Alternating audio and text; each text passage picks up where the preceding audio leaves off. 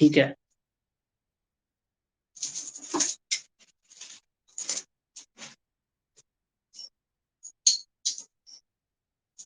तो हमने properties of determinants जो टॉपिक है, मतलब टॉपिक तो नहीं हुआ, क्वेश्चंस करने बाकी हैं इस पे।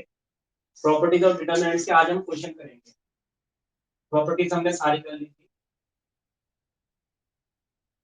प्रॉपर्टीज ऑफ डिटर्मिनेंट्स, इससे क्वेश्चन बन सकता है, चांसेस है इससे क्वेश्चन पक्का बने। लेक्चर में भी आया था ये क्वेश्चन। कुछ इंपॉर्टेंट क्वेश्चन करेंगे, प्रॉपर्टी लगाना ध्यान से, ठीक है।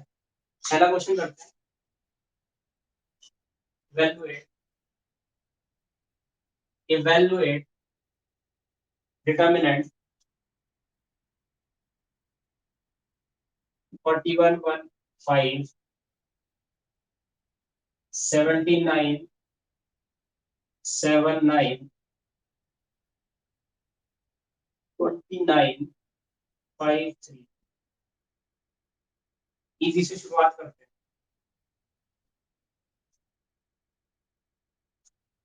बताओ क्या करेंगे इसमें। सबसे पहले इसकी वैल्यू निकालनी है। 4115 ये हमें गिवन है।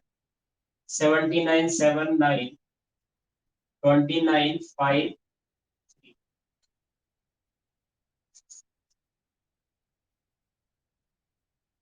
देखो, अगर ज्यादातर क्वेश्चन जिसमें हमें मतलब शो दैट वाले क्वेश्चन होते हैं तो वो तो एक अलग बात है, लेकिन अगर जिन क्वेश्चनों में हमें राइट हैंड साइड नहीं दे रखी है, मैंने ये नोटिस किया है उनके क्वेश्चन का आंसर अक्सर जीरो आता है। अक्सर जीरो आता है। बहुत सारे क्वेश्चन मैंने जब प्रैक्टिस किए थे, अगर वो आर डी शर्मा के हैं या और भी किसी किताब के हैं, तो ज्यादातर क्वेश्चन का आंसर जीरो होता है। तो अगर आपको गेस वर्क करना है कभी प्रॉपर्टीज और डिटर्मिनेंट में, तो आप जीरो लगा सकते हो, बट कोशिश करो कि सॉल्व करके करें। तो देखो यहाँ पे हम ना सबसे पहले कुछ पॉपुलर हम प्रॉपर्टीज, मतलब की जो प्रॉपर्टी है जो हम सबसे ज्यादा लगाते हैं जब हमें कोई क्वेश्चन समझ में नहीं आता, तो कौन कौन सी प्रॉपर्टीज है उनमें ध्यान कर लो। देखो इंपॉर्टेंट प्रॉपर्टी एक ये है, R1 tends to R1 plus R2 plus R। ये प्रॉपर्टी वन ऑफ द सबसे इंपॉर्टेंट प्रॉपर्टी है। ये अक्सर क्वेश्चन के पहले स्टेप में लगती है, काफी क्वेश्चनों के पहले स्टेप में लगती है। इसी तरह के कॉलम में भी C1 tends to C1 plus C2 plus C3, ये वाली प्रॉपर्टी भी काफी बार लगती है। लगभग हर एक क्वेश्चन में ये प्रॉपर्टीज लगती है।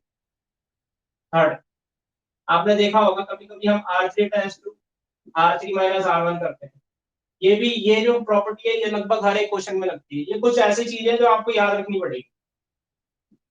C3 tends to C3 minus C1 हो गया, या फिर R2 माइनस R1 हो गया, R2 tends to R2 minus R1, या फिर C2 tends to C2 minus C1, ऐसा हो सकता है। ये कुछ इंपॉर्टेंट ऑपरेशन है जो लगभग लगभग हर एक क्वेश्चन में लगते हैं।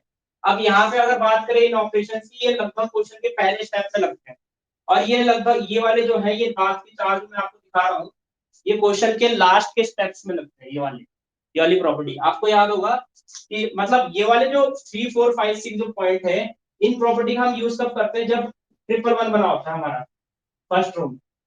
अब हमें कोशिश यही करनी है, मतलब ज्यादातर क्वेश्चन में हम कोशिश यही करते हैं कि हमारा ट्रिपल वन बन जाए।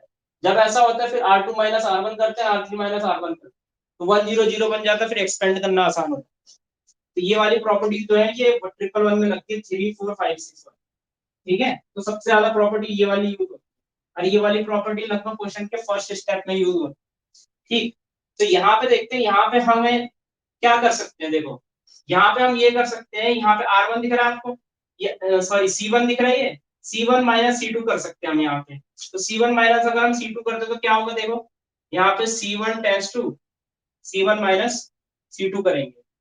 ये आप कह सकते हो ये प्रॉपर्टी भी लगभग इसी की तरह है, सिक्स वाली प्रॉपर्टी है, बस यहाँ पे क्या हुआ, C1 आगे आगे C2 पीछे। तो आप कह सकते हो ये भी one of the common property है। तो हम यहाँ पे सॉल्व करेंगे तो क्या आएगा बताओ, ये इससे माइनस होगा, C1 में चेंज आ रहा है, तो C1 माइनस C2 का मतलब 41 माइनस 1 40, तो 79 माइनस 7 72, और 29 माइनस 5 कितना आएगा 24, ये आ गया 175, और उसके बाद 593। अब देखो यहाँ से हमारा कॉमन आ रहा है, क्या कॉमन आ रहा है, यहाँ से हमारा 8 कॉमन आ रहा है, तो 8 हमने कॉमन लिया, तो 8 5 जा 40, 8 9 जा 8 3 जा 175 और 5 9, ये हमारा कुछ आ गया। अब देखो मैंने आपको प्रॉपर्टी बताई थी, अगर कोई भी दो कॉलम अगर सेम है तो उसके डिटरमिनेंट की वैल्यू क्या आती है, 0 आती है, तो इसका आंसर आ गया हमारा 0। तो ये इजी क्वेश्चन था। और यहाँ पे आप देख सकते हो कि अगर मैं इसको माइनस कर दूं तो ये 5 को मल्टीपल बन जाता है, तो मैं 5 को मल्टीपल बना रहा हूं। इस तरीके से आपको क्वेश्चन सॉल्व करना। अगर नंबर वाला होगा तो कहीं ना कहीं इसी तरीके की प्रॉपर्टी लगती है जहाँ। ठीक है, नेक्स्ट क्वेश्चन की तरफ बढ़ते हैं, थोड़े मुश्किल क्वेश्चन की तरफ आएंगे।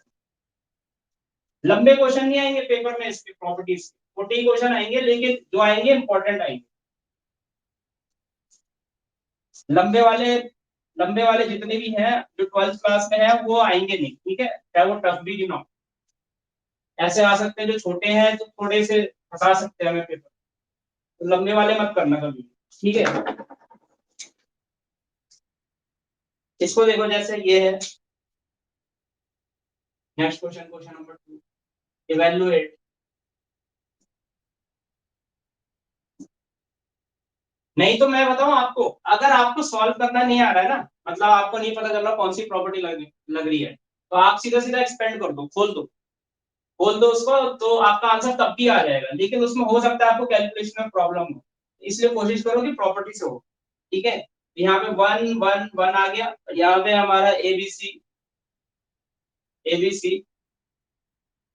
B plus C plus A plus 9 नहीं है, ये ए है। ठीक, हाँ जी, ये क्वेश्चन है, इसको एवेल्युएट करना है। तो जैसे कि मैंने आपको बताया यहाँ ट्रिपल वन बना हुआ है, तो इसको हम क्या बनाएंगे, 1 0 0 बनाएंगे, यहाँ पे 0 बनाना है हमें, यहाँ पे 0 बनाना है। तो याद रखना, कोई भी हमें क्वेश्चन दिया हुआ होगा, तो पहले तो हम उसको ट्रिपल वन बनाने की कोशिश करेंगे और वहां से इसको 1 0 0 बनाने की कोशिश करेंगे। ये तो सीधा सीधा हमें 1 1 1 दे रखा है, किसी किसी क्वेश्चन में डायरेक्ट नहीं दिया होता, तो हमें सॉल्व करके यहाँ तक लाना होता है, ट्रिपल वन बनाना होता है। ठीक है, तो आगे बढ़ते हैं, तो यहाँ पे हम सॉल्व करते हैं, तो सबसे पहले हमें गिवन है 1 1 और 1, A B C B plus C plus A और ए प्लस बी, ये हमें दिया। ठीक है, अब यहाँ से देखो, यहाँ से अगर हम इसको देखें और इसको देखें, यहाँ पे ए मौजूद है, यहाँ पे ए मौजूद नहीं है, यहाँ बी मौजूद है, यहाँ पे बी मौजूद नहीं है, यहाँ सी मौजूद है, यहाँ पे सी मौजूद नहीं है, तो मुझे लगता है यहाँ ए की कमी है, यहाँ बी की कमी है, यहाँ सी की कमी है, तो क्यों ना हम इन दोनों को ऐड कर देते हैं। तो अगर हम इन दोनों को ऐड करेंगे, क्या आएगा देखना, यहाँ पे हम क्या कर रहे हैं, इसमें चेंज ला रहे हैं, इसमें चेंज लाने के लिए हम किसमें, थर्ड कॉलम में चेंज ला रहे हैं, C3 tends to C3 plus C2। अच्छा, मैं ये ऑपरेशन अभी आपको समझाने के लिए लिख रहा हूँ, पेपर में आपको सीधा करना है, आने वाले टाइम में मैं इसको नहीं लिखने वाला। हमारे ग्रेजुएशन में भी इस तरीके के ऑपरेशंस लगते हैं, लेकिन उसमें मैं नहीं लिखने वाला, सीधा सीधा आप समझ जाइए। ठीक है ना, वहां पे आपको इस स्टेप को स्किप करना है, क्योंकि पेपर में जल्दी करना होता है।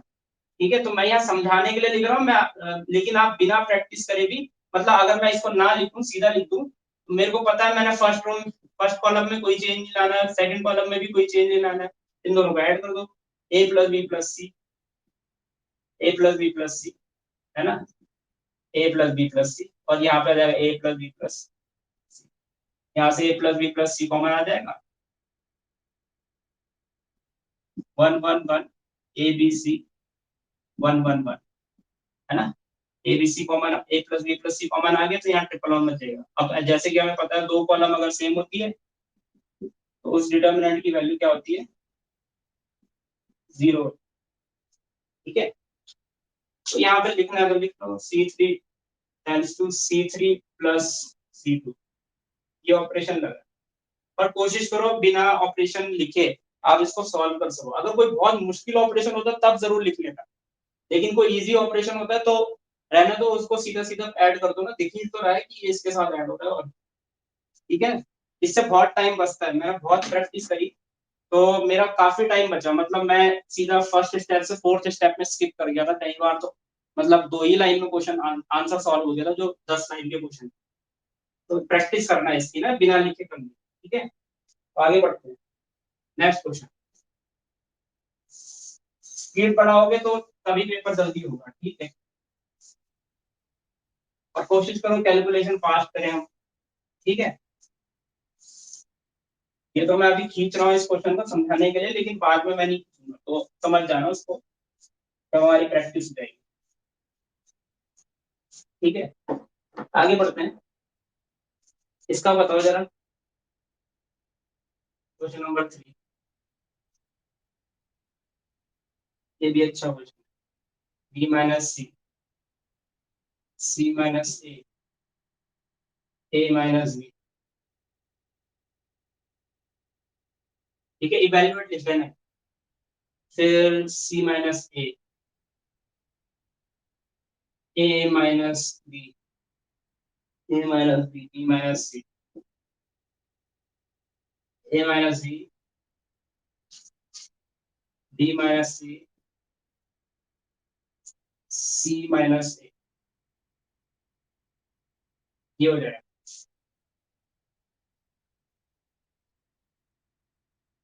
सॉल्व करो जरा, इसका आंसर बताओ मुझे जल्दी से, क्या है, क्या आ सकता है, क्या देख के लग रहा है कि क्या आंसर आ सकता है, थोड़ा सा, क्योंकि मुझे तो दिख रहा है कि हाँ शायद से इसका आंसर वो हो सकता है। सॉल्व करके बताओ आंसर, माइक खोल के बताना मुझे आंसर क्या आएगा इसका, जल्दी से। है जीरो, जीरो, हाँ जीरो आएगा। कैसा पता चला, देखो यहाँ माइनस सी है, ये प्लस सी है, माइनस ए है प्लस ए, बस इन तीनों का ऐड कर दो, और क्या, C1 tense to C1 plus C2 plus C3, ये वाला ऑपरेशन है वैसे। सही बात है, गुड। सॉल्व करना है इसको, नहीं ना कुसुम, सॉल्व तो नहीं करना ना, आसान है। देखो यहाँ से इन तीनों को ऐड करोगे, देखो प्लस बी और माइनस बी कैंसिल हो जाएगा, इसको इसके साथ ऐड करोगे तो ये कैंसिल और ये कैंसिल, ये फर्स्ट रो क्या हो जाएगी, जीरो आ जाएगी। फर्स्ट रो जीरो आ गई, इसका मतलब प्रॉपर्टी के हिसाब से अगर कोई भी रो या कोई भी कॉलम अगर जीरो होती है तो आंसर जीरो आ जाता है, ठीक है। तो आई थिंक ये भी हो जाएगा, इसको करते हैं जरा, इसको करो, फोर्थ क्वेश्चन कर लो क्या, नहीं क्वेश्चन ना, फोर्थ क्वेश्चन थोड़ा सा मुश्किल कर रहा है।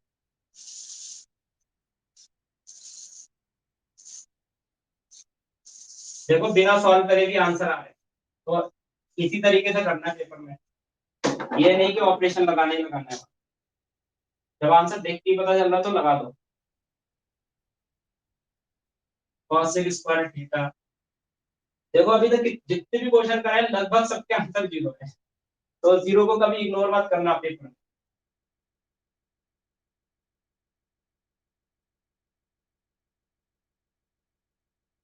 cot स्क्वायर थीटा,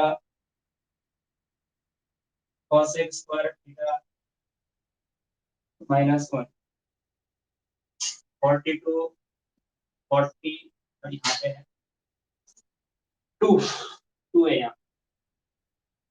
इस क्वेश्चन को हम दो तरीके से कर सकते हैं, कैसे करोगे बताओ, यहीं से सॉल्व कर लेता हूँ। मैं सोच रहा हूँ इन दोनों को ऐड कर देता हूँ, तो देखो जैसे ही मैं इसको ऐड करूंगा, 1 plus cot square theta cos square theta होगा तो वो ये बन जाएगा, cos square theta -1 cot square theta बन जाएगा, वो ये बन जाएगा, और इन दोनों को ऐड करके 42 बन जाएगा। और उस केस में ये वाली रो और ये वाली कॉलम और ये वाली कॉलम दोनों की दोनों सेम हो जाएगी, इसका मतलब आंसर आएगा हमारा इसका जीरो। आया समझ में, सिंपल है। यहाँ पे सीधा सीधा फर्स्ट वाली कॉलम को ऐसे लिख दो, cos square theta cot square theta 42, इन दोनों का ऐड कर दो यहाँ पे, ये हो जाएगा 1 प्लस कॉट स्क्वायर थीटा, यहाँ पे हो जाएगा cosec स्क्वायर थीटा -1, और 40 प्लस 2 42, 1 -1 और 2, इसका इस ये तो तुम्हें पता है 10th क्लास के फॉर्मूले से, हो जाएगा cosec square theta cot square theta, और यहाँ आ जाएगा 42, ये हो जाएगा cosec square theta cot square theta, और यहाँ आ जाएगा 42, यहाँ आएगा 1 -1 और 2, ये देखो सेम आ गया, सेम आने का मतलब है आंसर आ गया जीरो। बस ये एनसीईआरटी एग्जाम्पलर का क्वेश्चन है, बोलते हैं ये टफ क्वेश्चन है, बट दिख नहीं रहा है वैसे। हाँ ये है कि पहला स्टेप अगर किसी क्वेश्चन का आपको समझ में आ जाए तो आगे का काम आसान हो जाए, तो इसका शायद पहला स्टेप थोड़ा मुश्किल था, इसलिए मैंने आपको ये ऑपरेशन लिखा है, इनको एक बार जरूर अप्लाई करके देखना। ठीक है, ये और भी तरीके से हो सकता है, जरूरी नहीं कि आप ऐसे करते, हो सकता है आप C2 minus C1 minus C2 कर दे, C1 माइनस C2 कर दे तो cosec square minus cot square 1 हो जाता है, ये माइनस हो जाएगा आपस में माइनस होके, और ये 2 बन जाएगा, तब भी हमारा 0 आएगा। ठीक है, नेक्स्ट क्वेश्चन।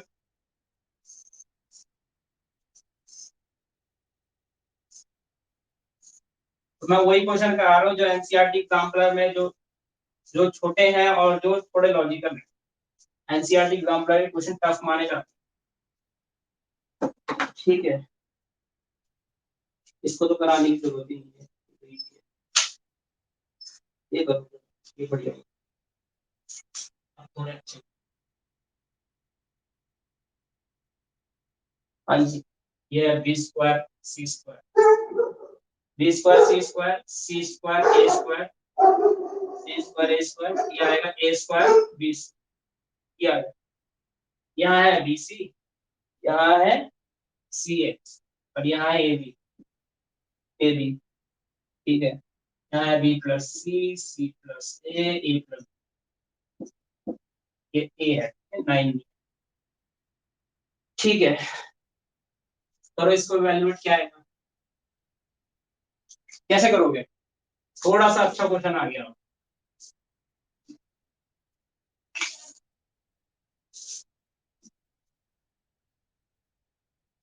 ऐसे क्वेश्चन को नोटिस करना चाहिए, क्या करें पहले स्टेप में सोच के बताओ, पहला स्टेप कर लिया तो कुछ कुछ चीजें इजी हो जाएगी। सोचो सोचो क्या ऑपरेशन लगाएंगे इसमें।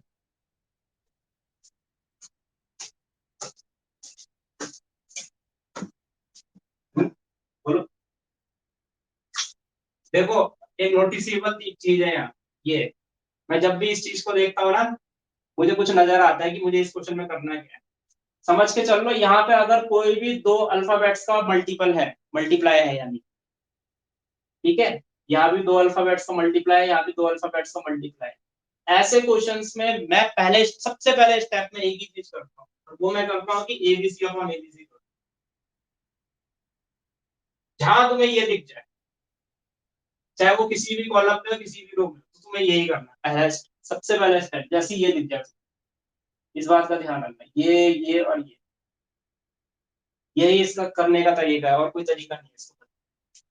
ठीक है, अब देखो यहाँ पे आप देख रहे हो किस चीज की कमी है, यहाँ पे बी और सी है, क्या नहीं है, ए नहीं है, तो हम इसको ए से मल्टीप्लाई कर देंगे। यहाँ क्या नहीं है, बी नहीं है, इसको हम बी से मल्टीप्लाई करेंगे। यहाँ क्या नहीं है, सी नहीं है, तो यहाँ हम सी से मल्टीप्लाई करेंगे। तो यहाँ लिखेंगे 1/ABC। ठीक है, ये लिखेंगे, यहाँ पे फर्स्ट रो को ए से मल्टीप्लाई करना है, A B square C square, ये आ जाएगा ए बी सी, और ये हो जाएगा ए बी प्लस ए सी, ये आ जाएगा। फिर यहाँ पे क्या आएगा बताओ, यहाँ पे हम बी से मल्टीप्लाई करेंगे, ए स्क्वायर बी सी स्क्वायर आ जाएगा, यहाँ भी ए बी सी आ जाएगा, और यहाँ पे बी से मल्टीप्लाई हुआ तो B C plus A B हो जाएगा। यहाँ पे हम सी से मल्टीप्लाई करेंगे तो ए स्क्वायर बी स्क्वायर सी आ जाएगा, ए बी सी आ जाएगा, और यहाँ पे सी से मल्टीप्लाई किया तो सी ए प्लस बी सी आ जाएगा। ये आ गया कुछ इस तरीके से। अब देखो अगर मल्टीप्लाई आपने रो वाइज किया है, देख सकते हो ना, आपने फर्स्ट रो में ए से, सेकंड रो में बी से, और थर्ड रो में सी से, तो कॉमन आप लोगे कॉलम वाइज, तो यहाँ पे आप देख सकते हो ना एबीसी है, यहाँ से हम एबीसी कॉमन ले सकते हैं, और बल्कि यहाँ से भी हम एबीसी कॉमन ले सकते हैं। ठीक, तो हम लेते हैं यहाँ से कॉमन, तो क्या होगा इससे, यहाँ से भी एबीसी कॉमन लेंगे तो मैं ए बी सी का होल स्क्वायर कॉमन ले सकता हूँ, है ना। ठीक है, यहाँ तो वन वन और वन आ जाएगा, यहाँ से एबीसी कॉमन आया तो वन वन वन, यहाँ से एबीसी कॉमन आएगा तो यहाँ बीसी, यहाँ से एबीसी कॉमन आया तो यहाँ एसी, स्क्वायर वाले टर्म का एक एक टर्म बचेगा ए, और ये हो जाएगा हमारे A B plus A C, B C plus A B, और सी ए प्लस बी सी। अब बताओ आगे, इससे एक कट जाएगा, अब आ गया आंसर इस। अब देखो यहाँ बी सी है, यहाँ बी सी नहीं है, यहाँ सी ए है, यहाँ सी ए नहीं है, यहाँ ए बी है, यहाँ ए बी नहीं है, तो हम इसको और इसको ऐड कर देते हैं, कॉमन लेंगे तो ट्रिपल वन आ जाएगा, जीरो आ जाएगा इसका। ठीक है, तो यहीं पे लिख दो जीरो। कैसे आएगा देखो, A B plus B C plus C A हो जाएगा। यहाँ भी क्या होगा, A B plus B C plus C A होगा, और यहाँ पे क्या होगा, A B plus B C plus C A आ जाएगा। तो यहाँ पे थर्ड वाली कॉलम में A B plus B C plus C A आ जाएगा तीनों। ठीक है, यहाँ से हम जैसी कॉमन लेंगे ना, A B plus B C plus C A, तो यहाँ पे ट्रिपल वन आ जाएगा, और जो कि जीरो बना। ठीक है, चलो कर लेते हैं थोड़ा सा जल्दी जल्दी। तो यहाँ पे हम क्या करेंगे, लिखना operation C three dash two C three plus C one, यहाँ पे ये कर देंगे। तो बी सी ए सी और A B one one one, यहाँ A B plus B C plus C A B plus B C plus C A, फटाफट लिख देते हैं, A B plus B C plus C A, क्या आ जाएगा, common ले लेंगे, सिंपल है। कॉमन ले लिया तो यहाँ ए बी सी बचा, और उसके बाद कॉमन लिया हमने A B plus B C plus C A, तो यहाँ पे बचेगा हमारा बी सी ए सी और A B one one one one one, that is, ठीक है, ऐसा हो जाएगा। वैसे यहीं से देखने से पता चल गया, तो यहीं पर रोक देना, आंसर यहीं पे आ गया हमारा। ठीक है, ज्यादा सॉल्व करने की जरूरत नहीं है, पेपर में टाइम जाएगा। ये अच्छा क्वेश्चन था एनसीईआरटी एग्जाम्पलर, और ये आया सीबीएसई के कंपार्टमेंट पे आया हुआ। कंपार्टमेंट का पेपर टफ माना जाता है, और है ये दो लाइन का, एक दो और जीरो आंसर। ठीक है, इस तरीके से क्वेश्चन आ सकते हैं, बस ये याद रखना, जहां ऐसा दिख जाए ना आपको, तो समझ जाना एबीसी अपॉन एबीसी करना है पहले स्टेप, फिर उन न्यूमरेटर वाले एबीसी को ही मल्टीप्लाई करना है। अगर रो वाइज मल्टीप्लाई कर रहे हो तो कॉलम वाइज कॉमन लोगे, और कॉलम वाइज मल्टीप्लाई कर रहे हो तो रो वाइज कॉमन। ठीक है, तो पहले के स्टेप्स ऐसे ही होते हैं, जहां पे आपको इस तरीके बीसीसी और एबी वाली टर्म कहीं भी हो, हर क्वेश्चन में ऐसे ही होता है, जहां पे आपको ऐसा दिख जाए, हिंट होती है वो क्वेश्चन कि अगर आपको ऐसा दिखे तो सॉल्व। ठीक है,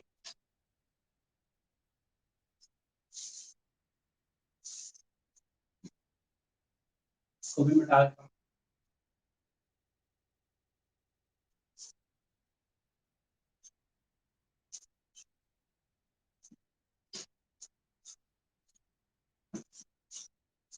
कल और परसों बहुत इंपॉर्टेंट क्लास है। ठीक है, बहुत इंपॉर्टेंट चीज करने वाले हैं, उससे क्वेश्चन आ सकता है, और अगर नहीं आया तो वो आगे जितने भी टॉपिक हम पढ़ेंगे उसमें जरूर यूज होगा। और वो टॉपिक तो मस्ट है कि वो पेपर में आए, तो वो एक तरह से आपका बेस बनाएगा जो कल हम पढ़ने वाले हैं, या फिर वो पेपर में आ भी जाएगा।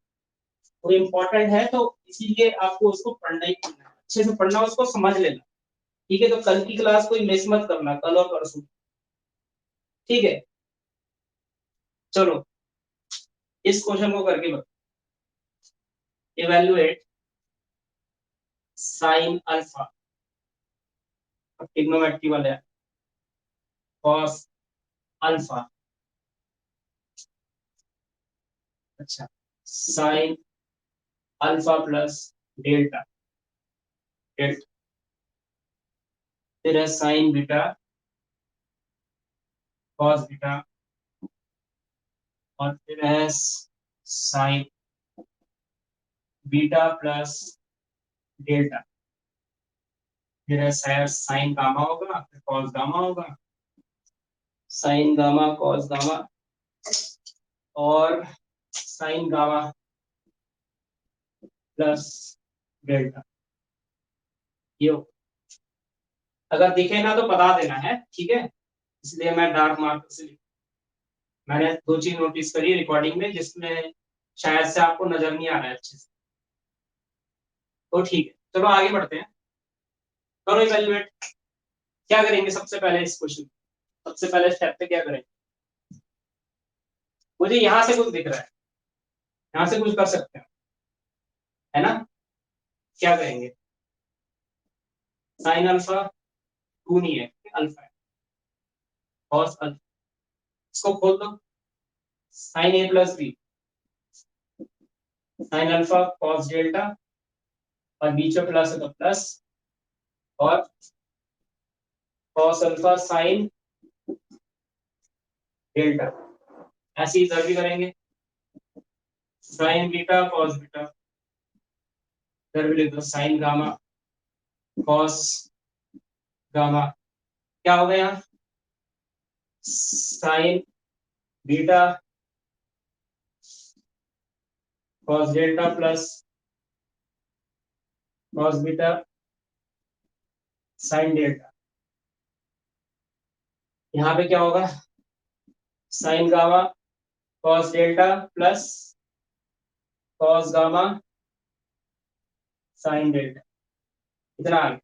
अब यहाँ से क्या होगा बताओ, यहाँ से क्या करेंगे, देखो यहाँ साइन अल्फा है, यहाँ भी साइन अल्फा, यहाँ कॉस अल्फा है, यहाँ भी कॉस। ये कुछ चीजें आपको दिख रही है ब्रैकेट के अंदर जिनमें मैंने अंडरलाइन नहीं, क्या करेंगे बताओ, देखो ध्यान से, ये C3 है, ये अच्छा ऑपरेशन है, C3 टेंड्स टू C3। देखो जो ब्रैकेट के अंदर लिखे हैं ना, यहाँ माइनस लिखो, ठीक है माइनस लिखो, ब्रैकेट के अंदर लिखे हैं उनको यहाँ लिखो कॉस डेल्टा, ठीक है, आगे यहाँ भी माइनस लगा दो और यहाँ पे लिख दो साइन डेल्टा, लिख दिया। अब देखो यहाँ साइन अल्फा है, यहाँ पे क्या है, यहाँ पे भी साइन अल्फा है, ये कौन सी कॉलम है, फर्स्ट कॉलम है।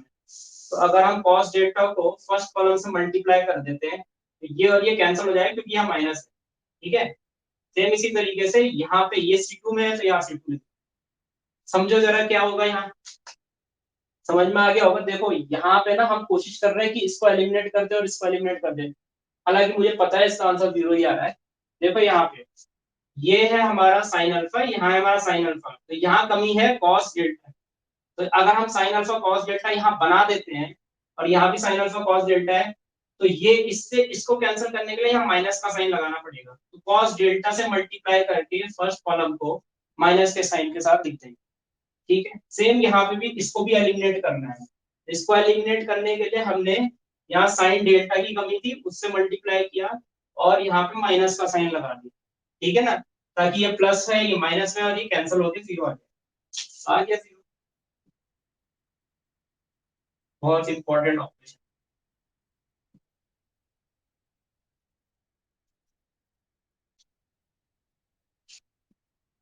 लेक्चरर में भी एक क्वेश्चन आया था 4/4 का, शायद उसका आंसर 0 ही था, भले किसी को सॉल्व करना आया नहीं होगा वो, और हो सकता आया भी होगा कुछ लोगों को, लेकिन उसका आंसर 0 था, कमाल की बात।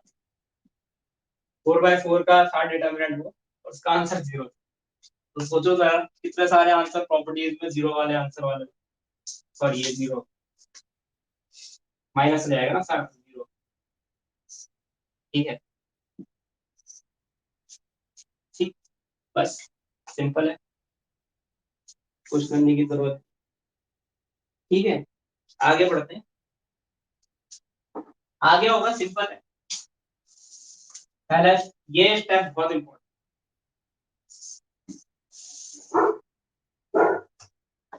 चलो फिर ना आगे बढ़ो।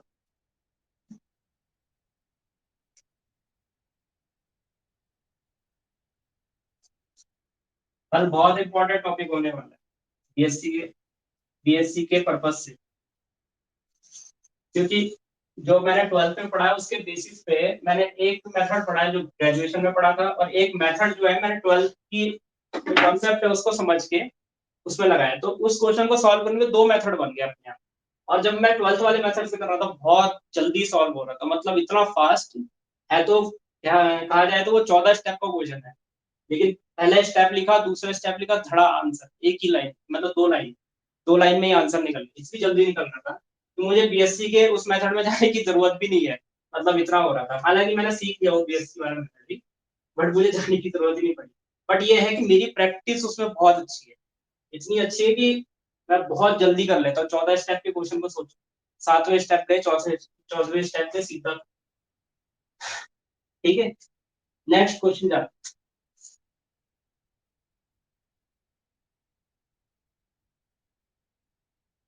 ठीक, if A B C, ABC, मैं आपको दोनों मेथड करवा दूंगा वो, तो आगे मैं कराऊंगा, आप देख लेना पेपर में आपको आपसे किससे कौन से मेथड से जल्दी होगा, ठीक है। और एक मेथड पे कभी स्टिक नहीं रहना है, वो लंबा हो सकता है। फाइंड, फाइंड यहाँ पे है, याद रखना एबीसी यहाँ पे एपी में है, ठीक है। तो ये हो जाएगा 2y+4 और 3y+5 और 4y+6, ये 5y+7, 6y+8, 7y+9 हो गई, फिर 8y+a, 9y, 9 है, ठीक है, 9y+b और 10y+c। बड़ा ही अच्छा पैटर्न देगा, 2y से लेकर 10y से लिख दिया और गिनती लिख दी, 4 5 6 7 8 9, 10 11 12 भी लिख देते हैं यहाँ पे। चलो कोई नहीं, इसको सॉल्व करते हैं। एपी में इसका मतलब क्या है बताओ, एपी में है तो 2b = a+c होगा। ये समझ में आया कैसे आया ये, तो सुन, ये समझ आया कैसे लिखते हैं हम एपी में। जहां समझ नहीं आता है बोल देना माइक खोल के, ठीक है ना, रुकना नहीं है। ये समझ आया कैसे लिखते हैं, मैं तो डायरेक्ट लिख दे रहा हूँ, मुझे मुझे तो समझ में आ रहा है, लेकिन बता देना आपको अगर नहीं आ रहा है ये कैसे होगा।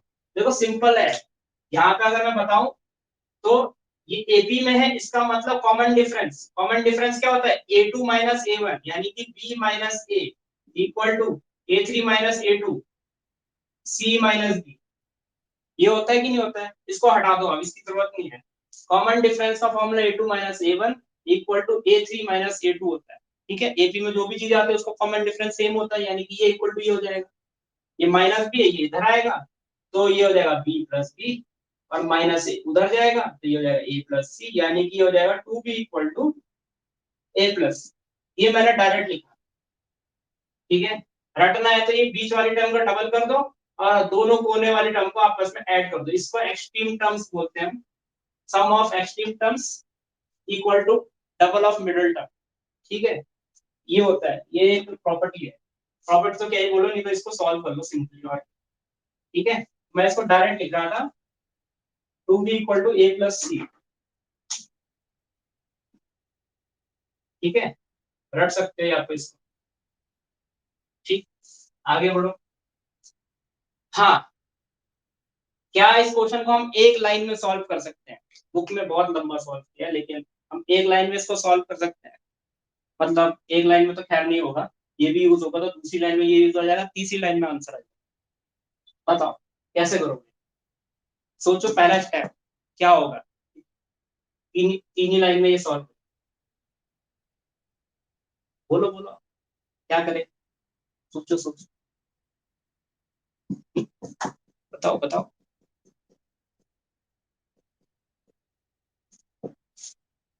क्या प्रॉपर्टी लगेगी, सोचो।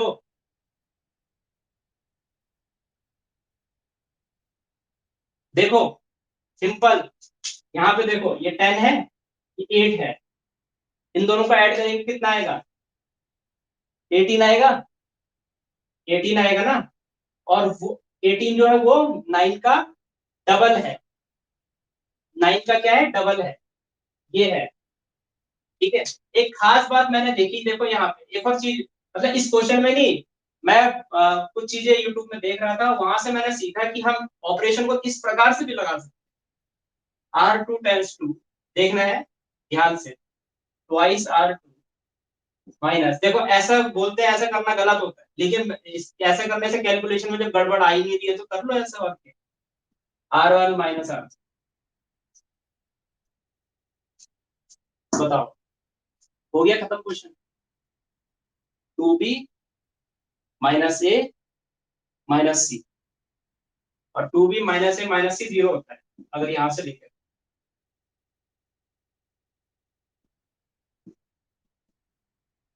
देखो ठीक है, सिंपल है। R2 में ऑपरेशन लगा रहे, R1 को ऐसे,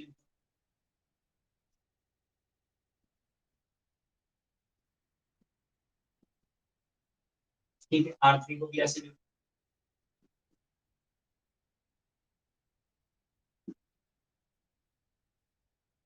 चलो क्या, हाँ इसको ट्वाइस कर देंगे तो कितना आएगा, रफ में कर लो, लिखो 6y+10, ठीक है, -2y-4 और -4y-6।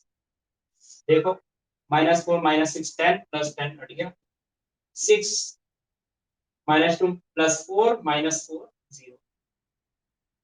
ठीक,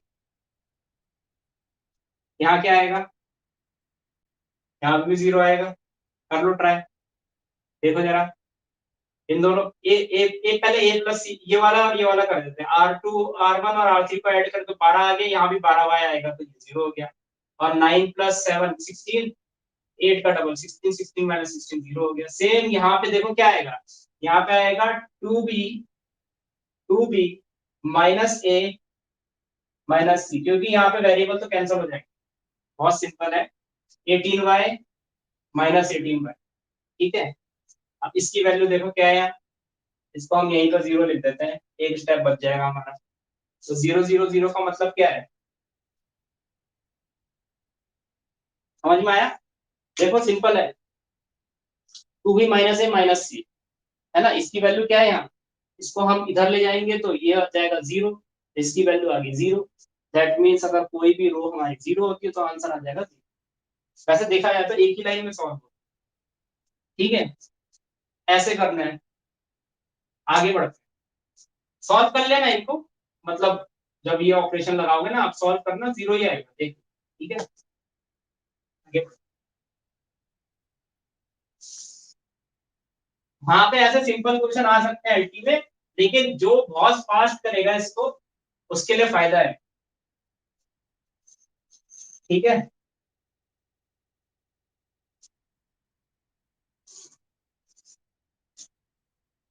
तो 12th वाले जितने भी क्वेश्चन आएंगे उनको बहुत जल्दी करना, और बीएससी वाले में थोड़ा सा टाइम लग सकता है, कुछ क्वेश्चन हो सकता है 2 मिनट के भी, तो उनको भी जल्दी जल्दी करना, ठीक है, बट इसके लिए आपको 12th के क्वेश्चन जल्दी जल्दी करना, ठीक है,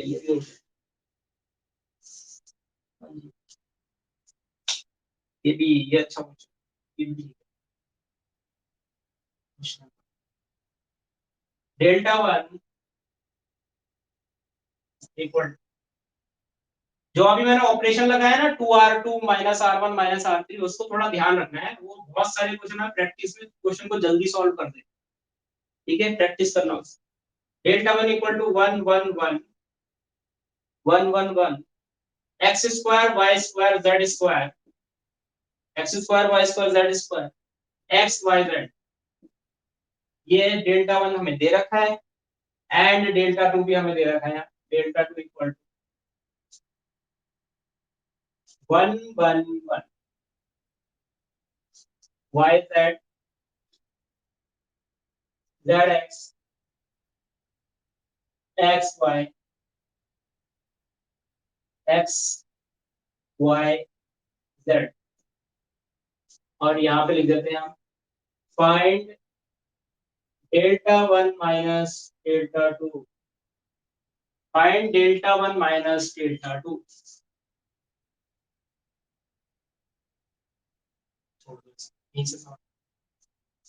हाँ लिख दो, क्योंकि हम दो है ना, हो सकता है कोई भी हमें सॉल्व करना।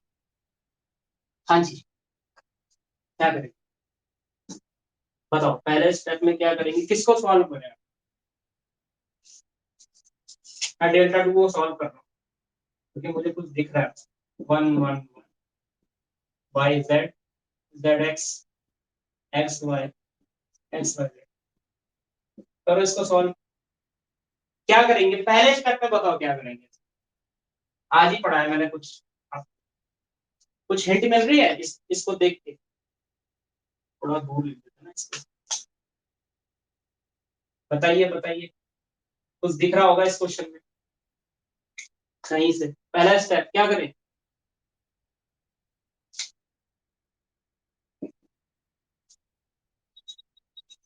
बताइए बताइए, सेकंड रो को, इस रो को इससे मल्टीप्लाई करेंगे। आप मुझे बताओ जो ऑपरेशन लगता है वो मल्टीप्लाई में लगता है इस तरीके से, जो आप ऐसे भी लगता है ना।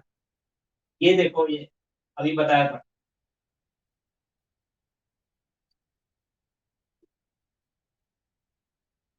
हाँ, ये देखो ना, दो अल्फाबेट्स के मल्टीपल है यहाँ, ये ए भी नहीं है यहाँ पे, बस एक्स। यहाँ पे देखो ना क्या है,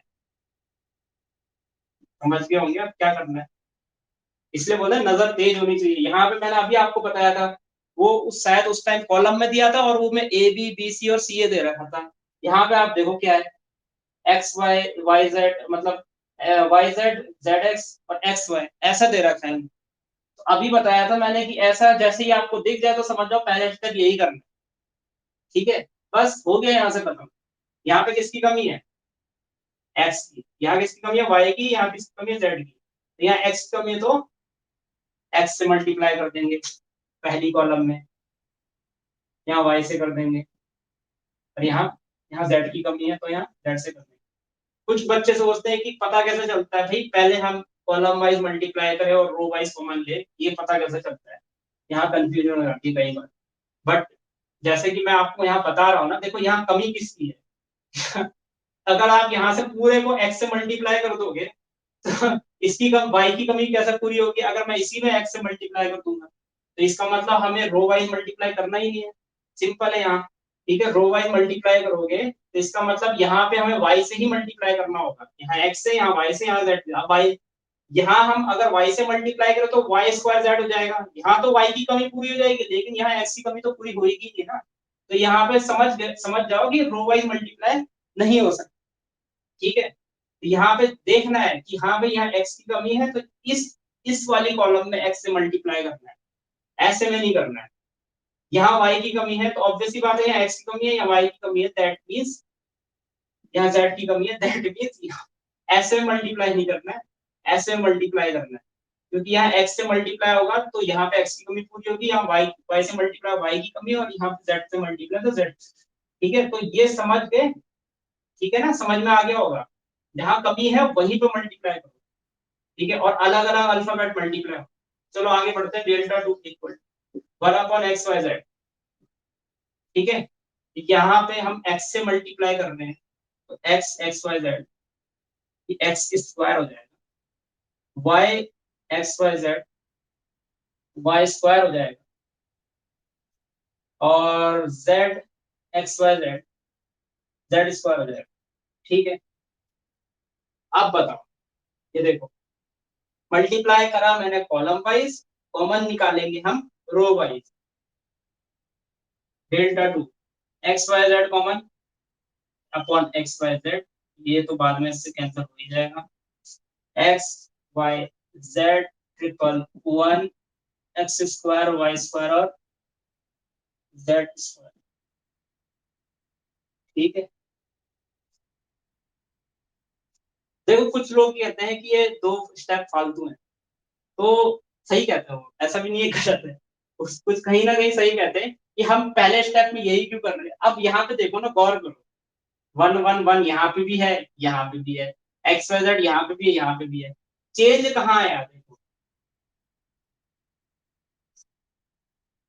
पता है, इसको ये बनाने के लिए हमें ये करना, नहीं तो ये क्वेश्चन अगर इसमें रहा ना, आप डिटरमिनेंट के अंदर कोई भी दो अल्फाबेट का मल्टीपल एक अभिश्राप माना जाता है, ये समझ के चलो। तो हमारे लिए जो अभिश्राप है हमें उसको खत्म करना पड़ेगा, या तो उसको कन्वर्ट करना पड़ेगा। ठीक है, इसीलिए हम ये करते हैं उसके लिए। नहीं तो कुछ फर्क नहीं पड़ता, ये भी वही आ रहा है, ये भी वही आ रहा है। आप सोचो ना, ये फालतू स्टेप तो है कि हाँ, फालतू मतलब कह सकते हैं कि यहाँ से हमें ये बनाने के लिए ये सब करना पड़ता। नहीं तो अगर आपको डायरेक्ट ये भी याद है कि हम इससे सीधा ये बना रहे हैं, देखो यहाँ एक्स की कमी है तो ऑब्वियस सी बात है एक्स स्क्वायर आ जाएगा। हाँ, थोड़ा सा ये है कि ये ऊपर आ गया, ये थोड़ा नीचे आ गया, बट वही है। इसको इसमें एक्सचेंज करने के लिए हमें ये करना ही पड़ता है। अब इसके बाद ये क्वेश्चन आसान हो गया। डिटर्मिनेंट के अंदर अगर वेरिएबल का स्क्वायर बच जाए तो वहां से भी क्वेश्चन खत्म हो गया, बहुत इजी हो जाता है। ठीक है, अब यहाँ से देखो, इसको देखो और इसको देखो, ये वाला डेल्टा वन बन सकता है मुझे लगता है ना, बन सकता है। तो देखो, डेल्टा टू और मुझे दिख गया यहाँ पे, ये आ जाएगा, यहाँ पे डेल्टा वन आ जाएगा डायरेक्ट। मुझे कैसे देखो, अगर आप रो रो कॉलम एक्सचेंज भी करोगे माइनस कॉमन लेके, तो यहाँ पे प्लस का डेल्टा वन आ जाएगा। कैसे पता चलेगा? देखो यहाँ पे मेरा एक पैटर्न है इसको समझने का, ताकि मेरे कुछ स्टेप्स बच जाए। ठीक है, तो यहाँ पे मैं क्या करता हूँ, देखो इधर देखो, सबसे ऊपर वाली रो में क्या है, R1 है। ठीक है, उसके बाद क्या आ रहा है, उसके बाद आ रहा है वन वन वन, के बाद आ रहा है स्क्वायर वाले वेरिएबल, फिर वन पावर वाले वेरिएबल। अब यहाँ पे भी वही देखो, वन वन के बाद क्या आ रहा है, स्क्वायर वाले वेरिएबल, और स्क्वायर वाले वेरिएबल के बाद आ रहा है one one one one power वाले वेरिएबल। तो दैट मीन ये डेल्टा वन ही है। ठीक है, समझ में आ रहा है? देखो जरा समझने की कोशिश करना। यहाँ पे देखो one one one one one one के नीचे क्या है, स्क्वायर स्क्वायर स्क्वायर। स्क्वायर के नीचे क्या आ रहा है, वन वेरिएबल, वन वाला पावर वाला वेरिएबल, वन पावर वाला वेरिएबल। हो गया डेल्टा वन खत्म। अब delta one minus delta two निकालोगे, डेल्टा टू इधर ले जानो, that is delta one minus delta two equal to. ये समझ आया कि नहीं आया? देखो यहां से बस आपको क्या करना है, यहां से ये समझना है कि इसके बाद क्या आएगा, इसके बाद तो इसके ऊपर वाला ही तो आएगा। सिंपल है, इसके नीचे तो कुछ है नहीं, तो सीधे सीधे हमें ऊपर चले जाना है। ठीक है, अगर आप मतलब कभी क्लासरूम में बैठते होंगे, अगर रोटेशन चलता होगा तो आपको याद होगा, सबसे सबसे सबसे आगे वाला जो होता है वो सबसे पीछे चले जाता है अगली लाइन। ये हमारे स्कूल में भी होता था, ये रोटेशन चलता रहता था, सबका सीरियल चलता रहता था, जो सबसे आगे रहता था वो अगले दिन सबसे पीछे चले जाता था, फिर वो धीरे धीरे पीछे से आगे जाता था। तो ये आप साइक्लिक ऑर्डर समझ सकते हैं। ठीक है, तो ये डेल्टा वन ही आएगा, नहीं तो आप माइनस कॉमन लेके देख लो, आएगा वही तो मैं बोल रहा हूँ। ठीक है, ये तो सॉल्व कर लेते, चलो अभी सीख लेते हैं, थोड़ा प्रैक्टिस हो जाएगी। ठीक है,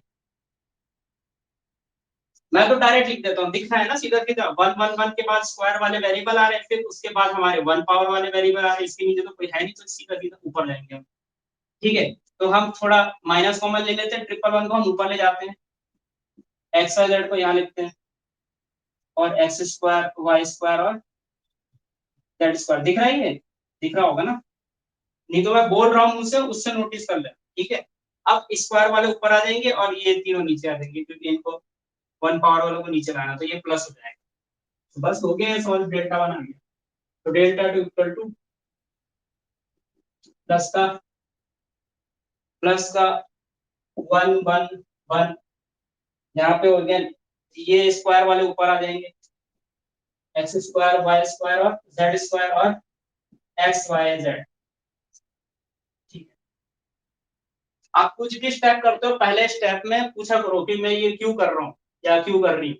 ठीक है, जब आप ऐसा पूछोगे ना और आपको लॉजिक मिलेगा उसके पीछे का, तो आपको समझ में आ जाएगा मुझे पहले स्टेप में करना है। जब से मैंने ये सवाल पूछा कि पहले स्टेप में मैं ये क्यों कर रहा हूँ, तो मेरे ज्यादातर क्वेश्चन सॉल्व हो जाते।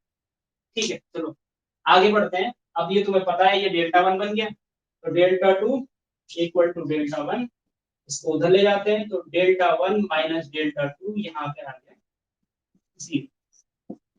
तो देखो इतना मुश्किल क्वेश्चन है, फिर भी इसका आंसर जीरो ही। इतना मुश्किल भी नहीं है, बट हाँ ये है कि पहला स्टेप थोड़ा सोचना है। हाँ, ये स्टेप्स बचाने की कोशिश करो, तो मैं यहाँ इसके नीचे के स्टेप बचाने की कोशिश कर रहा था, यहाँ पे मैंने सीधा लिख दिया डेल्टा वन। ये स्टेप पेपर में बचाने आप, ये समझाने के लिए मैंने कर दिया, बट सीधा है ना साइक्लिक ऑर्डर, देखो इसका वन वन वन के बाद स्क्वायर वाला वेरिएबल आ रहा है, फिर वन पावर वाला वेरिएबल आ रहा है, बस हो गया ये डेल्टा वन। थोड़ा सा अब मैं, अच्छा अगर ये ऐसा होता, मान लो ये ऐसा ना आया होता, डेल्टा टू इक्वल टू, मान लो ये रफ वर्क है, ठीक है, ये ऐसा आया होता, समझो जरा। ठीक है, मैं यहाँ वन वन वन लिख रहा हूँ। ठीक है, यहाँ मैं एक्स वाई जेड लिख रहा हूँ, और यहाँ मैं एक्स स्क्वायर वाई स्क्वायर और जेड स्क्वायर लिख रहा हूँ। अब बताओ ये क्या आएगा, राइट हैंड साइड क्या आएगी, सोच के बताओ क्या आएगी। क्या ये पैटर्न फॉलो कर रहा है, ट्रिपल वन के बाद क्या स्क्वायर वाला आ रहा है? नहीं आ रहा है, देखो नहीं आ रहा, स्क्वायर वाला नहीं आ रहा है। तो मैं क्या करूंगा, यहाँ से माइनस कॉमन ले लूंगा। अब मुझे देख के लग गया कि पैटर्न तो फॉलो कर ही नहीं रहा है, पैटर्न फॉलो नहीं कर रहा है, दैट मीन ये माइनस डेल्टा वन आ जाएगा ना। ठीक है, अगर पैटर्न नहीं फॉलो कर रहा है तो माइनस टाइम्स कर देना, और पैटर्न अगर फॉलो कर रहा है तो सीधा सीधा डेल्टा वन हो जाएगा, प्लस का डेल्टा। नहीं कर रहा, देखो ट्रिपल वन आया, ट्रिपल वन के बाद यहाँ तो स्क्वायर वाली टर्म आ रही, लेकिन यहाँ पे वन पावर वाली टर्म आ रही, तो पैटर्न फॉलो नहीं कर। हाँ, अगर मैं ऐसा कर देता यहाँ से, जैसे मान लो मैं इन दोनों को इंटरचेंज कर देता, ठीक है, इंटरचेंज करूंगा तो माइनस टाइम्स स्क्वायर वाले ऊपर आ जाएंगे, ठीक है, यहीं पे कर लेता हूँ जैसे, ये हो जाएगा। अब पैटर्न फॉलो करना है, देखो ट्रिपल वन के बाद क्या आ रहा है, ट्रिपल वन के बाद स्क्वायर वाला आ रहा है, स्क्वायर वाले के बाद वन पावर वाला आ रहा है, यानी कि ये डिटर्मिनेंट अब डेल्टा वन है ना, माइनस बाहर लिख दो और ये डिटर्मिनेंट डेल्टा वन हो गया, बस खत्म। अब ये साइक्लिक ऑर्डर, ठीक है, ऐसे समझ सकते, बट माइनस कॉमन लेने के बाद, माइनस आने के बाद आ रहा है वो साइक्लिक ऑर्डर, तो आप समझ में आ गया होगा। वही है, डायरेक्ट वही है कि अगर आपको, आप देख रहे हो ना साइक्लिक ऑर्डर फॉलो नहीं कर रहा तो माइनस टाइम्स डेल्टा वन हो जाएगा, और अगर साइक्लिक ऑर्डर फॉलो कर रहा है, साइक्लिक ऑर्डर फॉलो कर रहा है तो सीधा डेल्टा वन लिख दो बस, ठीक है। आगे बढ़ते हैं, इससे हमारे बहुत सारे स्टेप बच जाएंगे, मतलब प्रॉपर्टी नंबर याद होगा, मैंने आपको बताया था ना कि अगर हमें रो को इंटरचेंज करना है तो माइनस माइनस कॉमन लेना पड़ता है, तो वो चीज नहीं करनी पड़ेगी, हमें सीधा दिख जाएगा। चलो आगे बढ़ते हैं,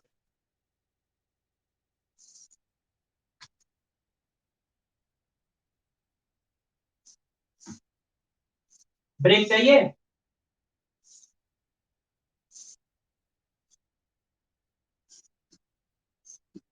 जब आपको मैं पढ़ाता हूँ ना तो पंखा नहीं चलता मेरे रूम में, तो मुझे बहुत गर्मी होती है, मैं थोड़ा सा ब्रेक लेता ही लेता हूँ, नहीं तो फिर मुश्किल हो जाएगा मेरे लिए पढ़ाना। मैं ब्रेक ले रहा हूँ थोड़ी देर के लिए, थोड़ा हवा ले लेता हूँ, आप भी ले लो 5 मिनट का, ठीक है।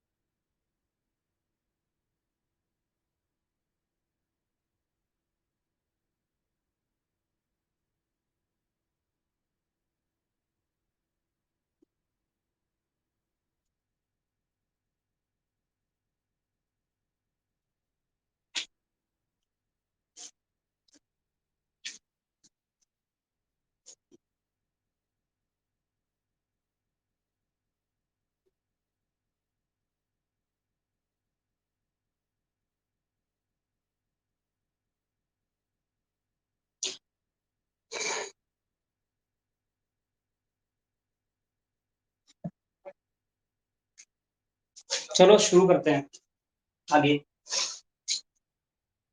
ठीक है,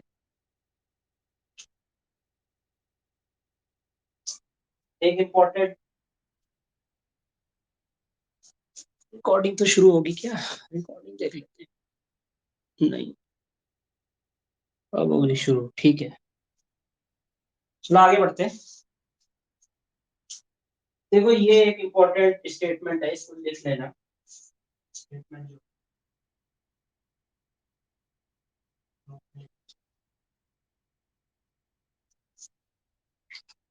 बहुत important statement. If A is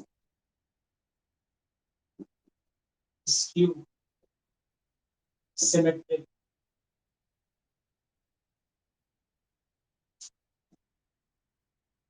matrix of order of odd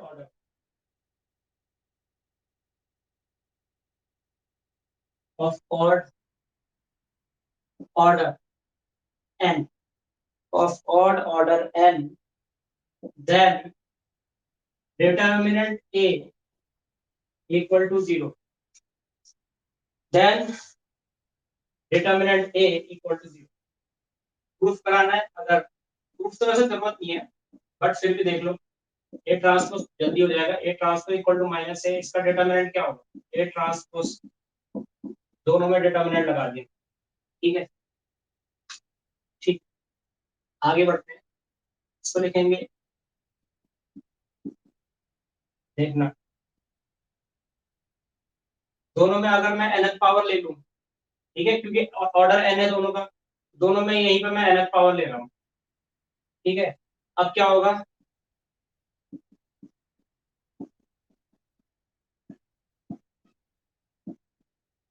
अच्छा, एक खास बात है कि ए ट्रांसपोज का डिटरमिनेंट भी ए के इक्वल होता है। ए के डिटरमिनेंट इक्वल होता है। ठीक है, अब यहाँ पे n क्या है? ऑड है। n अगर ऑड है तो ये -1 रहेगा। सब पावर n लेने की जरूरत नहीं है ना। हाँ, सब पावर n लेने की जरूरत, क्या जरूरत लेनी है क्या? नहीं नहीं, देखो देखो देखो, n पावर तो अलग चीज होगी।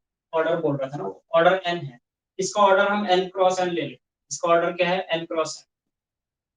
ठीक है, अब देखो है, यहाँ पे हो जाएगा a transpose n cross n equal to, ये हो जाएगा -1 की पावर n, ये हो जाएगा। ठीक है, -1 की पावर n हो गई। अब यहाँ पे हो जाएगा सिंस सिंस n इज क्या है? ऑड है। अगर n ऑड है तो क्या होगा? अच्छा, a ट्रांसपोज क्या होता है? a के इक्वल होता है। ठीक है, ए ट्रांसफॉर्म का डिटरमिनेंट ए डिटरमिनेंट के इक्वल ही होता है। अब ये ऑड है तो ये minus A determinant A N cross है, इसको इधर ले जाओ, माइनस टाइम्स इधर आगे क्या हो जाएगा? Determinant A plus determinant A equal to 0, twice of determinant A equal to 0, that is determinant A equal to, ये हो जाएगा। यहाँ पावर में एन इसलिए आया है क्योंकि यहाँ पे देखो, जब हम डिटरमिनेंट, जैसे मान लो ना, ए यहाँ पे क्या है? ए यहाँ पे कितने ऑर्डर का है? आपको याद होगा, यहाँ पे A11 लिखेंगे, यहाँ A22 लिखेंगे, इस तरीके से यहाँ पे ANN आ जाएगा। इसका ऑर्डर क्या है? N इंटू N है। ठीक है, अब अगर हम माइनस टाइम्स कर रहे हैं तो क्या होगा? किसी एक में मल्टीप्लाई हो जाएगा तो लास्ट में क्या आएगा? वो माइनस टाइम्स -1 की पावर n हो जाएगा। ठीक है, इस तरीके से हो जाएगा, और इसको सॉल्व करेंगे तो इतना आ जाएगा। ठीक, तो ध्यान रखना है आगे बढ़ते हैं। स्क्यू सिमेट्रिक मैट्रिक्स का डिटरमिनेंट 0 कब होता है? जब उसका ऑर्डर क्या हो? या तो 1 हो या तो 3 हो। तो 3 by 3 मैट्रिक्स में स्क्यू सिमेट्रिक मैट्रिक्स का ऑर्डर, जो डिटरमिनेंट है वो 0, सीधा याद करो। तो आगे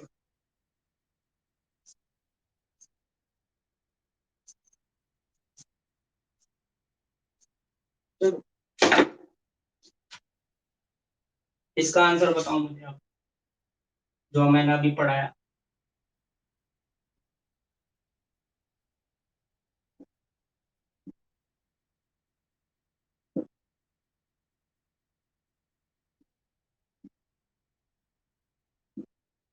क्या है इसका, क्या ये स्क्यू सिमेट्रिक है? और इसका ऑर्डर 3 into 3 है।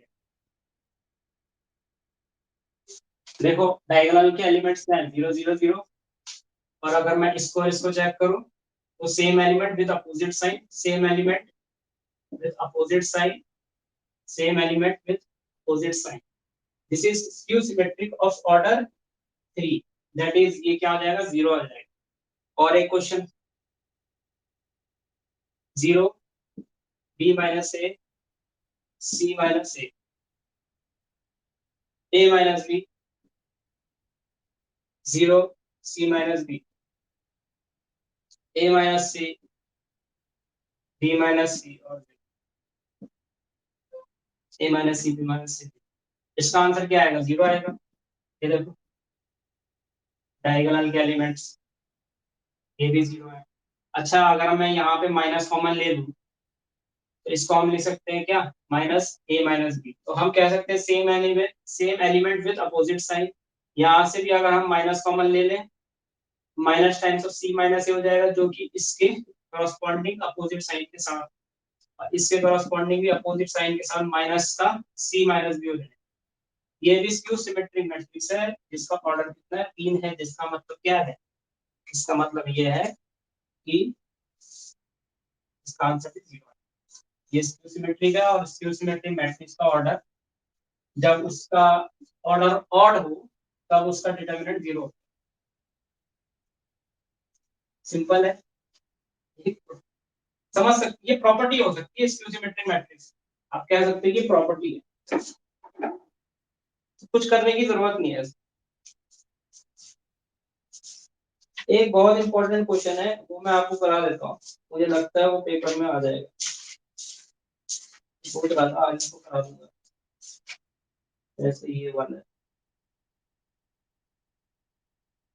ऐसे क्वेश्चन आ सकता है मुझे लगता है। चलो इसको करो, बहुत अच्छा क्वेश्चन। इवैल्यूएट, इवैल्यूएट नहीं, अगर डेल्टा आर आपको ये गिवन, डेल्टा आर सफिक्स में देखना है ध्यान से, आर, 2r-1, 3r-2, और x y z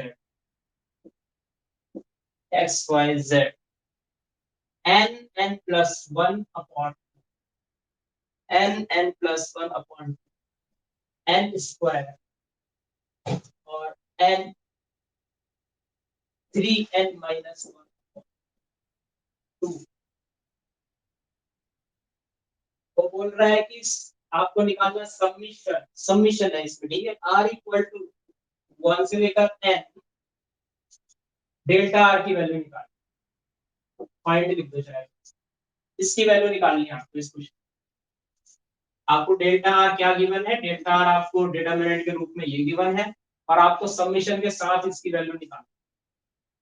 तो देखो ठीक है, अगर मैं सबमिशन के साथ डेल्टा आर लिखूं सोल्यूशन में, तो इसको मैं देखो कैसे लिखूंगा, ध्यान से देखना, डिटरमिनेंट के रूप में कैसे लिखूंगा। हाँ, तो ये जो सबमिशन है ना, किसी भी एक कॉलम में मल्टीप्लाई हो सकता है, या किसी भी एक रो।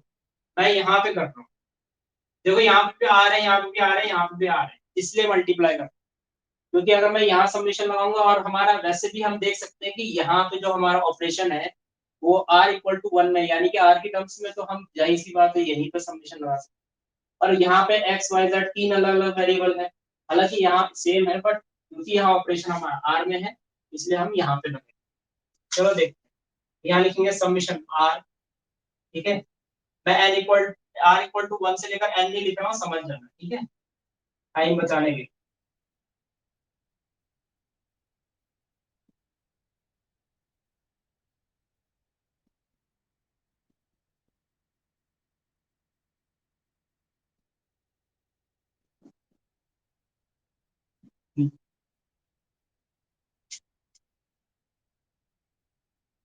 नंबर वन समीशन आर क्या होगा, समीशन आर इक्वल टू 1 से लेकर n, समीशन आर को लिखेंगे, आर की वैल्यू 1 डालो, 1 plus 2 plus 3 plus dot dot dot, R equal to n डालेंगे तो क्या आएगा, n आएगा। और इसका फॉर्मूला क्या होता है, सेकंड, सेकंड क्या हमारे पास ये है, तो समीशन आर इक्वल टू 1 से लेकर n, और ये हो जाएगा 2r माइनस 1 इक्वल टू, बताइए 1 रखेंगे तो आर की वैल्यू रखेंगे 2 माइनस 1 इज 1, प्लस आर की वैल्यू 2 रखेंगे, 2 टू जो 4 माइनस 1 3 प्लस 5 प्लस, और n रखेंगे तो plus 2n minus 1, 2n minus, ये एपी बन रहा है। तो सम ऑफ एपी क्या होता है बताओ, नंबर ऑफ टर्म कितनी है इसमें, देखो n टर्म्स है इसमें, तो n क्या होगा, n by 2, first term plus last term, first term plus last term, minus 1 से माइनस 1 कैंसिल, 2n बचेगा, है ना, a प्लस n होता है, तो a प्लस n में माइनस 1 प्लस 1 कैंसिल हो, ये 2 से 2 कैंसिल, तो ये n स्क्वायर आ जाएगा, ठीक है। थर्ड समीशन, समीशन 3 यहाँ पे है 3r-2, तो यहाँ पे r की वैल्यू 1 डालो 1 आएगा, प्लस 2 डालो 6 माइनस 2 डालेंगे तो 6 माइनस 2 4 आ जाएगा, प्लस 3 डालेंगे 3 3 9 माइनस 2 7 आ जाएगा, 4 डालेंगे तो 4 12 माइनस 2 10 आ जाएगा, इस तरीके से 3n-2 हो जाएगा।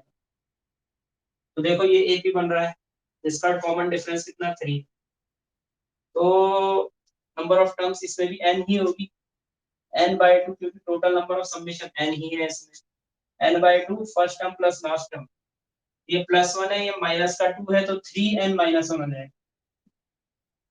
देखो यही आ गया, दैट मींस इसकी वैल्यू ये है, इसकी वैल्यू ये है, इसकी वैल्यू ये है, समझ जाओ आंसर 0 है,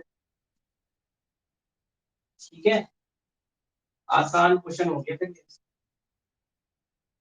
r इक्वल टू 1 से लेकर n टिल्डा इक्वल टू, इसको लिखेंगे हम n प्लस 1 अपॉन 2, यहाँ लिखेंगे n स्क्वायर, और यहाँ लिखेंगे 3 सॉरी n-1 अपॉन 2, यहाँ लिखेंगे हम x y z, और यहाँ लिखेंगे हम यही वाली टर्म रिपीट हो जाएगी, n plus 1 upon 2 n square, और n 3n-1 अपॉन 2,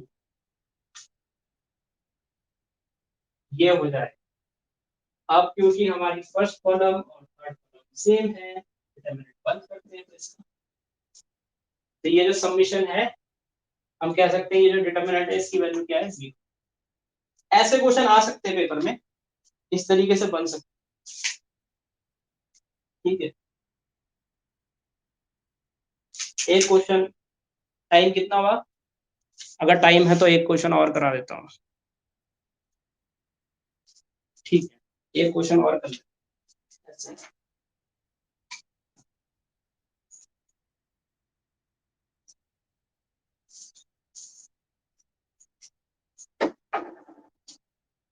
ठीक है। डेल्टा आर दे रखा है इसमें,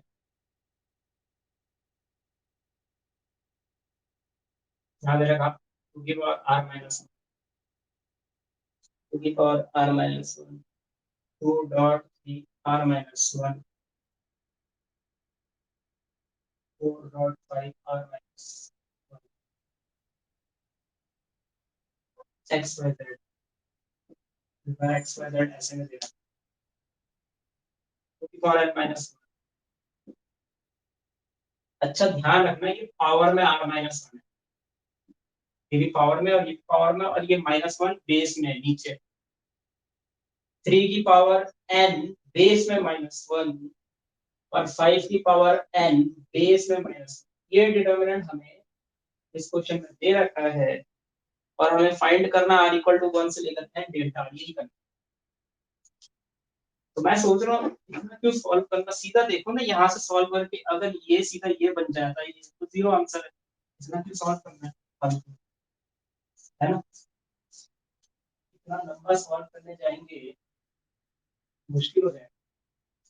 सीधा मैं निकालता इसका समीशन निकाल देता हूँ, देखते हैं अगर इनमें से कुछ बन गया तो जीरो आंसर। सिर्फ ये करना है, ये करो, देखो जरा आंसर क्या है, और हम टाइम बचा सकते हैं इस क्वेश्चन। हाँ, अब देखो क्या होगा, समीशन करते हैं इसका, r इक्वल टू 1 से लेकर n, ये पहला पॉइंट, टू की पावर r माइनस 1 कितना है, टू की पावर 0 प्लस कितना आएगा ये, two plus two minus 1 is 2 की पावर प्लस 2 का स्क्वायर, ये तो जीपी बन रहा है, ये हो जाएगा प्लस 10 टू की पावर n माइनस 1। हाँ जी, ये जीपी बन रहा है तो 1 लिख देते हैं इसको।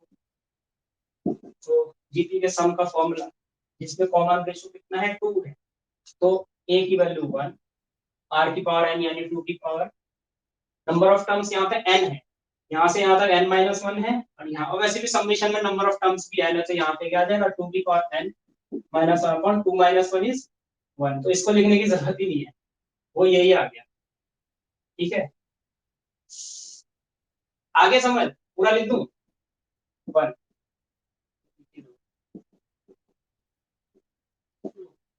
सेकेंड, इसको देख लें सब, मुझे लगता है इसको तो हम बाहर भी ले सकते हैं समेशन।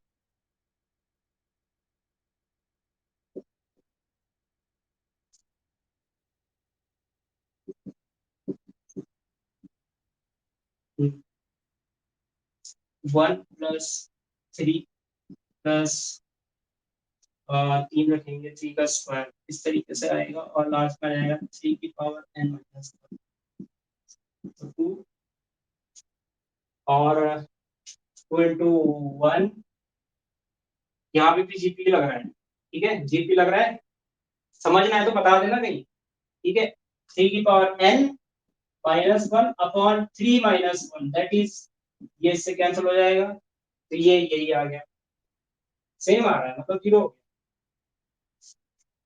ये लग रहा है जीरो ही है। 4 समीशन r इक्वल टू 1 से लेकर n, 5 की पावर r माइनस 1, 4, तो यहाँ 5 की पावर 0 1 प्लस 5 की पावर वही आएगा, 5 की पावर 1 5 की पावर 2 डॉट डॉट डॉट 5 की पावर n माइनस, और यहाँ जाएगा 4 इंटू 1, 5 की पावर n माइनस 1, और 5 माइनस 1 आ गया 4, ये से 4 से 4 कैंसिल, ये आ गया 5 की पावर n माइनस 1, आ गया 0, ये है ना, आंसर इज 0। आ गया होगा समझ में, सिंपल था, कुछ ज्यादा करने को नहीं था, बस हमें ये देखना था कि हाँ इसका समीशन क्या यही आ रहा है कि नहीं आ रहा है, अगर नहीं आ रहे होते तो हम यहाँ पे वैल्यू रख देते, फिर हम सिंप्लीफाई करते।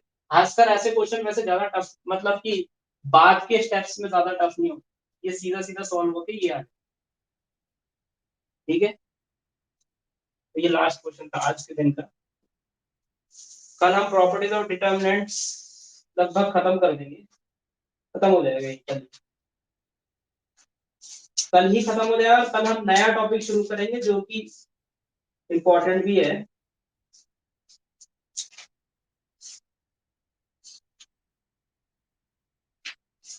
उसमें आएगा होमोजेनियस इक्वेशन, होमोजेनियस इक्वेशन आएगी, इसके इंपॉर्टेंट क्वेश्चन करेंगे, ये पीएससी में भी ये टॉपिक है, और 12th में अलग मेथड से कर रखा है, उधर बीएससी में अलग मेथड से कर रखा है, दो मेथड आपको पता चल जाएंगे, और तो देख लेंगे उसकी, ठीक है, बाकी कल करते हैं, क्लास ओवर होती है।